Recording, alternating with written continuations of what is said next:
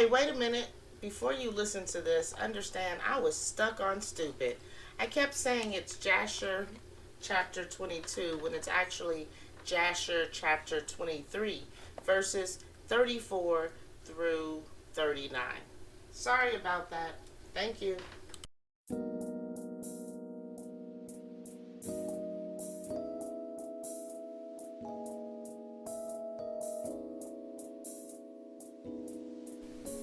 Welcome back to Lamp Bull Sock, where we try to give an Israelite point of view on stuff we think of. Okay. But Okay. wait, there's more.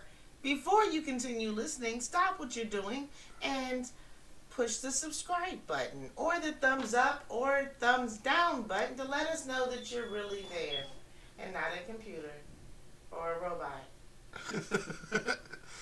or a snail. Or snail. All right. Sure. Okay. So, what are we doing today? Today, I'm asking you a question. Okay. What do you got for me? Well, in the book of Jasher, Uh-huh. there is a story where Abraham is taking Isaac to sacrifice him. And in that story, they cross a brook. It calls it a brook in the story. They cross this water. And as they're crossing it, the water gets deeper and deeper Right.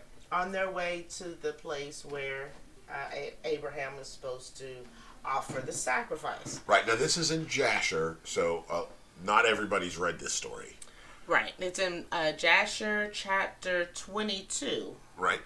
And so anyway, it starts at about verse 34. Right. So he's taking him, and he comes to this brook, and as they try to cross the brook to get to the mountain, the brook gets deeper and deeper. Right. And then Abraham realizes where he is. Right.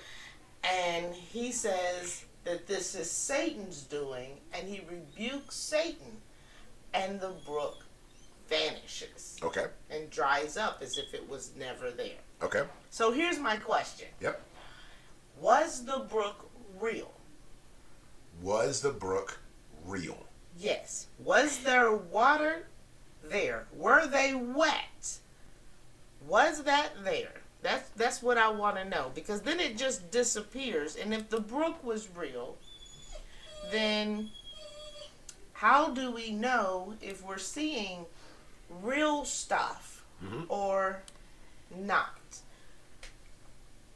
Okay. That's my question. Okay. I Now, have no answers. I got I got you. Okay, so I'm going to ask you to do me a favor. I know we talked about where it is. Do you mind actually reading this part? Okay, so Jasher chapter 22, Right? verse 34. Mm-hmm. And Abram still rebuked Satan, and Satan went from them. Okay, this is a previous temptation. And then it says, and seeing he could not prevail over them, he hid himself from them, and he went and passed before them in the road.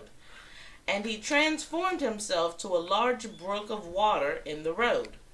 And Abraham and Isaac and his 2 young men reached that place, and they saw a brook, large and powerful as the mighty waters. Okay, so now, wait a minute. Hold on, because I want to break part of this as we go. So they're approaching, and they definitely see it. Right. Okay, because this is at a distance. They see the thing. It's there. They see it. Okay, Right. Let's keep going. So verse 35, and they entered the brook and passed through it, and the water at first reached their legs. And they went deeper in the brook, and the waters reached up to their necks. And they were all terrified on account of the water. And whilst they were going over the brook, Abraham recognized that place, and he knew that there was no water there before. Gotcha. And Abraham said to his son Isaac, I know this place in which there was no brook nor water. Now therefore it is this Satan who does all this to us, to draw us aside this day from the commands of God. Okay. And Abraham rebuked him and said unto him, The Lord rebuke thee, O Satan, be gone from us, for we go by the commands of God. And Satan was terrified at the voice of Abraham, and he went away from them and the place again became dry land as it was at first. Okay. So that's Book of Jasher, chapter 22, verses 34 through 39. Right. Now, if we were to continue on, if you continue on with the next verse, there's nothing else with the story. It doesn't go into their clothes was wet. Right. None of that. But it does say that the place became dry land as it was at first. Right. Okay. So, as I read over this, and granted, this is all we've got is 5 lines. All we've got is 5 lines here. They perceived, when they walked up, they thought it was water. Right. Because they got terrified when the water reached their neck. That's correct. But it doesn't say something like the water drained away, the water was diverted, it became dry land. So I'm going to say, at this moment, illusion or vision unto them. And I'll tell you, let me say why I'm saying this. This seems to be an instantaneous process. They rebuke and they immediately pass over. They don't rebuke and then have to wait for the water to drain away. They don't rebuke and the water is parted. Do you see what I'm saying? It is not there. Abraham remembers that it is not there and then calls it out and says, no, this is something about this is not right. Okay?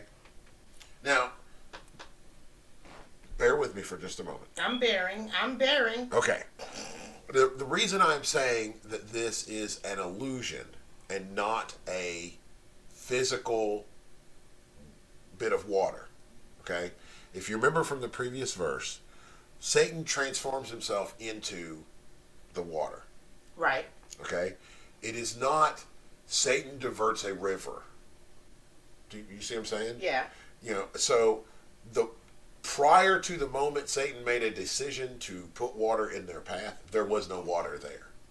Okay, but at the end of the day, they were terrified, so they must have, even in this illusion, believed it was real. They must have been able to feel it, smell it, all of those things. Yeah, but that's the issue.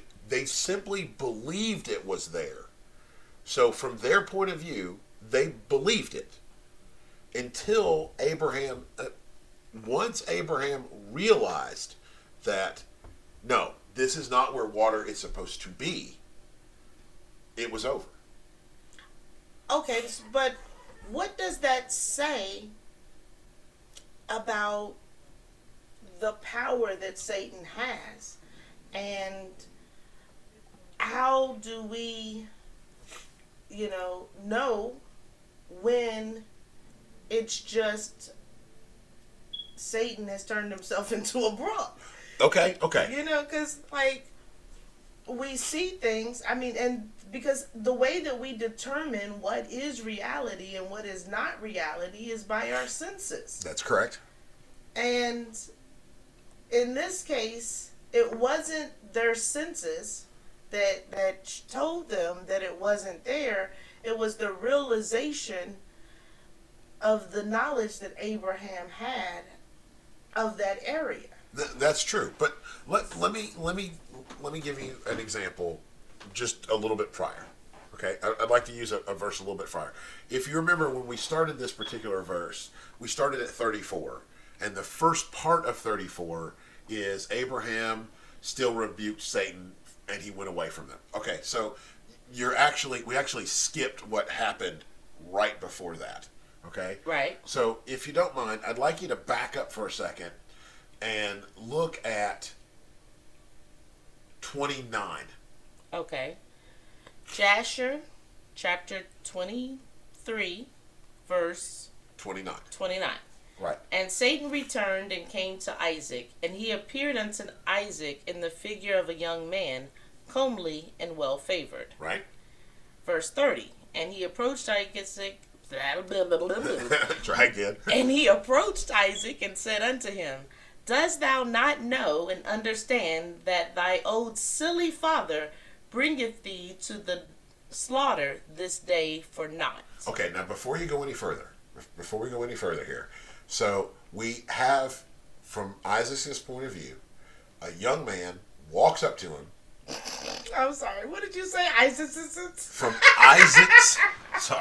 From Isaac's point of view, a young man walks up to him and starts calling out his father. Right.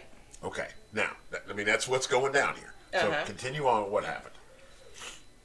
Verse 31. Right. Now therefore, my son, do not listen nor attend to him, for he is a silly old man, and let not thy precious soul and beautiful figure be lost from the earth. Now, okay, so this is Satan talking. This is what Satan is saying. Right. He's saying, okay, so your father is a silly old man. Don't listen to him. You know you're being slaughtered. Right. Okay, keep going. Okay. 32. 32. Yeah. And Isaac heard this and said unto Abraham, Hast thou heard, my father, that which this man has spoken? Even thus has he spoken. Right. And Abraham answered his son Isaac and said to him, Take heed of him, and do not listen to his words, nor attend to him, for he is Satan, endeavoring to draw us aside this day from the commands of God. Okay, so now, follow me on this. I'm following. Okay. How does Abraham know that this is Satan? Well, in this case, I would say that Abraham knew that he was doing the will of God. So anybody that would come along and say something contrary to that has to be Satan. Okay, now. That's logical. Okay, so how are you able to... So I'm just going to take this and apply it to us today. Right. How are you able to determine if there is an illusion in front of you? Okay, let's use Abraham's rule of thumb. Okay. That rule of thumb is, if it is something endeavoring to take you away from the will of the Most High, right? Right. It's an illusion. Huh. So, as he said just a second ago, because when we come back down to the one we were reading a moment ago, so we know that Satan has performed an illusion, transforming himself to a young man, right? Right. And then later on, Abraham says, "Look, I know this place, and there was no brook of water here before. There was nothing here before. Therefore, this must be Satan to draw us aside from the commands of God." So, how do we know if something is an illusion? We have the commands of God, which we are supposed to be following, and if something draws you away from it, it is Satan. It's an illusion. Wow, dear. I didn't know how you was going to pull this shit out your hat. Like, what do they say? Poetry slam, poetry slam, poetry slam. Oh, I love it. All right. We talk about... Thank you very much. Anyway, we talk about the law. We talk about the law in relation to ourselves as a way to prove ourselves, as a way to improve ourselves and keep us on the right path. That is correct. But it is also a rule of thumb to measure against the world. You see, for this example, people come up and say, all kinds of things, drawing you away from the Most High, drawing you away from the Word, from the law. That's an illusion. Get it up out your way. Situations come in front of you to draw you away from what you're supposed to be doing. That's an illusion. Get it out of your way. All right. Well, thank you guys for joining us for this question. It was very, very enlightening for me. I think that, it was just damn good. So, if you agree, give us a like. If you disagree, be quiet. No.